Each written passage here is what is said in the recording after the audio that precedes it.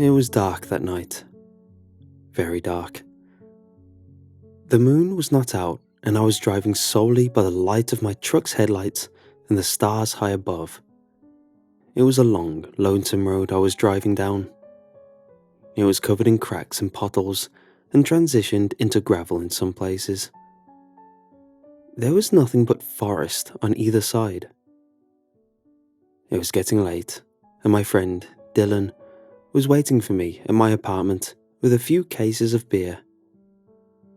So, I had a motivation to go a bit above the speed limit. My mind had gone into autopilot. No thoughts were passing through my head. The road just seemed to pull me forward into the hazy darkness ahead of me.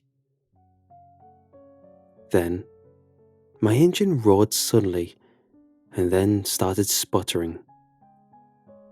My check engine light came on. It scared the hell out of me, so I almost lost control of the wheel. I slammed down on the brakes, and when it stopped, it never started again. I took in a few deep breaths and tried to straighten myself. I tried, in vain, several times to get the engine to start, but it wouldn't budge. I was mad as hell. I had had this Ford pickup for 5 years, and it had never done this. I stepped out and got on the phone with Dylan and explained my situation. "Tell me where you are, Tyler. I'll come pick you up," said Dylan. "I'm on Highway 89. Just keep driving down it until you see my truck. You can't miss it," I said. "All right, I'll be there as soon as I can. I've had a few beers already, but I feel good to drive," said Dylan. "All right, just be careful," I said, then hung up the phone. That was when I saw it. I was shocked that I didn't notice it until then, considering I'd been parked for like 10 minutes. It was a cemetery. It was surrounded by forest on all sides beside the road. It had a dingy, chain-link fence surrounding it, and it was heavily overgrown with weeds and tall grass. It was clearly not being maintained. I was dumbfounded by the fact that I just didn't see it before. It was right there. And also quite noticeable, given the backdrop of nothing but forests on all sides. I figured I'd have to wait a bit for Dylan to show up, so I decided to check it out. It at least gave me something to do. I stepped through the gate and looked up at the sign. It read, "Quarterville Cemetery," in big brown letters. I got a better look around and saw that this place was just about the least well-kept cemetery I had ever been in. The grass came up to my ankles and weeds pocketed the ground. I began walking up and down the rows of graves.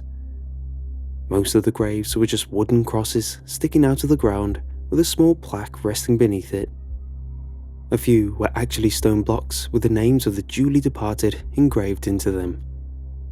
I glanced through them, looking at the names and the dates. Jeremy, Kaylee, Barbara, Lewis, born in 1957, 58, 43, 91. And then I came across one grave, and I stared at it in utter shock. Tyler Alden, born July 17th, 1996, died September 19th, 2019. That was my name, and the exact date I was born on. I was at the cemetery on September 18th. It said I was supposed to die the next day. I figured somebody must be trying to play a joke on me. That had to be it. There was no other good explanation. But a deep feeling of dread welled up from my stomach. I felt sick, but I didn't know why. After all, it was just a joke. Of course it was a joke. All of these thoughts and feelings were rolling through my head when I heard a voice from behind me. "I'm afraid that there is nothing that we can do for you. The extent of your injuries are too extreme." I whipped around and saw the man standing before me. He was an older man, with a bushy grey mustache and a balding head. But the strange thing was that he wore a doctor's uniform. A stethoscope hung around his neck, and he had a blue tie tucked beneath his white coat. "I can give you medicine to relieve the pain, if you feel that you need it," said the doctor. "What the hell are you talking about? Are you alright?" I asked. The man paused for a moment, and then repeated, "I'm afraid that there is nothing we can do for you."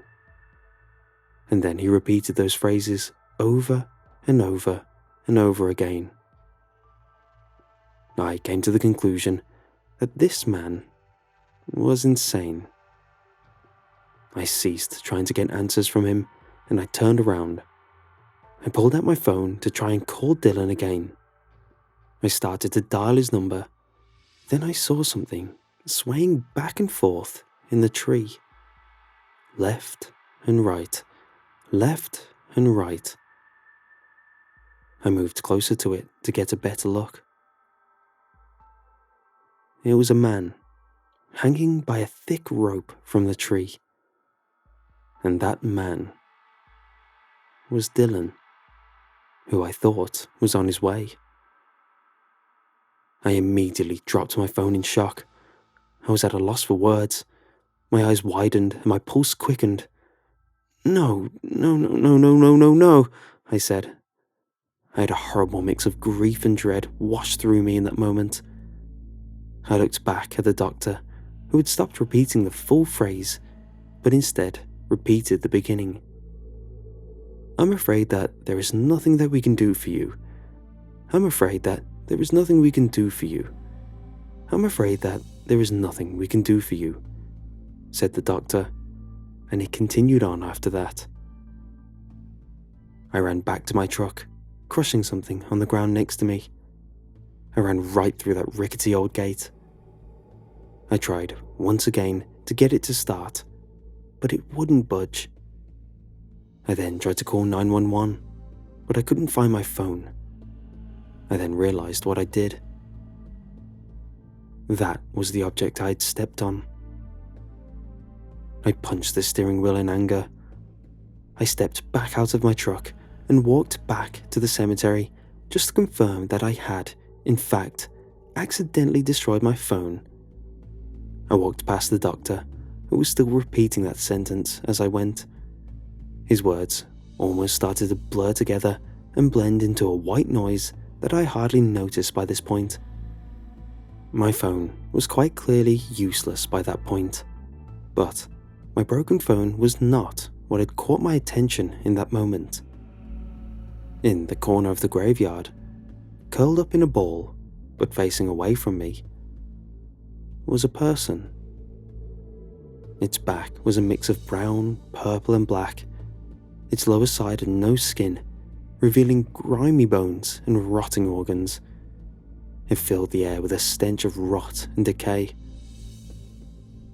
I was dumbstruck with fear. I couldn't even move, not even when the rotting man stood up straight, not even when he began to turn around, and not even when I realized that the decomposed man was me. I could tell it was me. It had my jawline and facial structure. Its torso looked like a heavy object had crushed it, causing it to cave inwards. I could see a portion of the rib cage. That was when it moved towards me. And that was when I unfroze and ran in the opposite direction.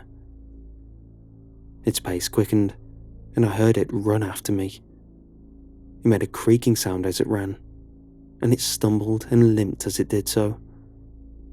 It was still able to run almost unnaturally fast though. The voice of the doctor suddenly grew louder. I jumped out of the gate and towards the street. I looked behind me as the creature stopped by the gate. The doctor and the decomposed me started to slowly turn to dust and then were blown into the wind. Their faces crumbled and dissolved, as was the rest of their bodies. I was still running towards the street, and I yelped with joy when they vanished. And that was when I got hit by a truck. I was thrown about 30 feet in the opposite direction and skidded across the road. I blacked out. I woke up the next day in the hospital. I was hooked up to a respiratory machine and had numerous tubes sticking out of my chest. I had an enormous amount of pain from almost everywhere in my body. It was quite difficult to speak, except for a faint hissing sound. I could, with great difficulty, move my right arm, but that was about it. I looked over and saw my sister sitting in the chair next to me. She clutched my arm. "Don't worry, Tyler. You're going to be okay.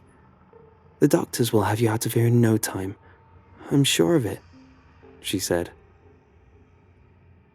Even as she said it, I knew that wasn't true. "What happened?" I managed to just barely croak out. "Dylan was driving down that road to come pick you up, but he must have not seen you. They said that he had alcohol in his system. He hit you head on. Dylan apparently thought you were already dead.